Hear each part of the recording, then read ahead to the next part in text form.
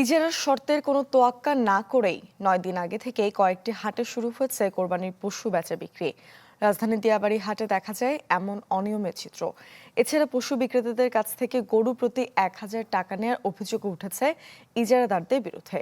এসব অভিযোগের বিরুদ্ধে ব্যবস্থা নেওয়ার কথা জানান উত্তর সিটি প্রশাসক। আশরাফুল আলম আকাশের রিপোর্ট, ছবি তুলেছেন বদরুদ্দিন জুয়েল। আমি ভরসা রাখি হিরন স্মার্ট ওয়াটার পিউরিফায়ারে।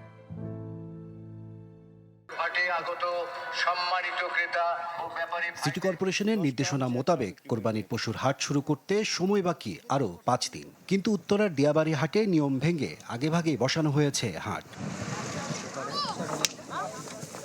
শুক্রবার রাত থেকে বিভিন্ন জেলা থেকে গরু আনা শুরু হয়েছে এই হাটে, চলছে বেচা বিক্রিও।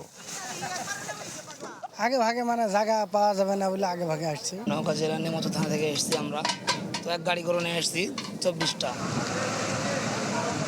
ইজারার শর্ত অনুযায়ী ঈদের দিন সহ হাট বসবে মোট ৫ দিন। সেই হিসাবে বেচা বিক্রি শুরু হওয়ার কথা ২৪ মে থেকে, কিন্তু ৯ দিন আগেই হাট চালু করেছে ইজারাদার প্রতিষ্ঠান এসএফ কর্পোরেশন। কত দাম চাইছেন? ৬.৫ লক্ষ টাকা। আচ্ছা, আপনি কত বলছেন? আমি কিছু বলি নাই। এটা তো আমার নলেজে ছিল না যে আনুষ্ঠানিকভাবে হাট এখনো বসেনি। অনিয়মের শেষ এখানেই নয়। কোরবানির পশু বিক্রেতাদের কাছ থেকে কোনো অর্থ নেওয়ার নিষেধ থাকলেও অভিযোগ উঠেছে এই হাটে গরু প্রতি ১,০০০ টাকা নেয়ার। তারা ১,০০০ টাকা করে চাচ্ছে। ১,০০০ টাকা করে? তাহলে কয়টা গরু তো কয়টা টাকা দিতে হবে? ৪টা গরু ৪,০০০ দিতে হবে। এর ভিতর বানলি টাকা দেওয়া লাগবে, গরু পিছে ১,০০০ টাকা। মানে খালি কইছে কিছুটা দেওয়া লাগবে। তবে অভিযোগ অস্বীকার করছে ইজারাদার প্রতিষ্ঠান। বিক্রেতারাই আগেভাগে হাটে এসেছেন বলেও দাবি তাদের। এখন কিছু যদি লোক এসে পড়ে আগে, আমরা কি তাদেরকে তাড়িয়ে দিব? ওই হিসাবে আমরা রাখতে দিছি। যারা গরু বিক্রি করবে একদম ফ্রি, এবং যারা কিনে নিয়ে যাবে তারা হাসিল দেবে। মানে যদি শুনি যে কেউ টাকা নিচ্ছে বা এরকম অকারেন্স হয়, হইলে আমরা এটার ব্যবস্থা নিচ্ছি। দিয়াবাড়ি পশুর হাটের পাশেই একটি অনুষ্ঠানে যোগ দেন ডিএনসিসি প্রশাসক। সে সময় চ্যানেল 24-কে তিনি বলেন, অনিয়মের বিরুদ্ধে ব্যবস্থা নেওয়া হবে।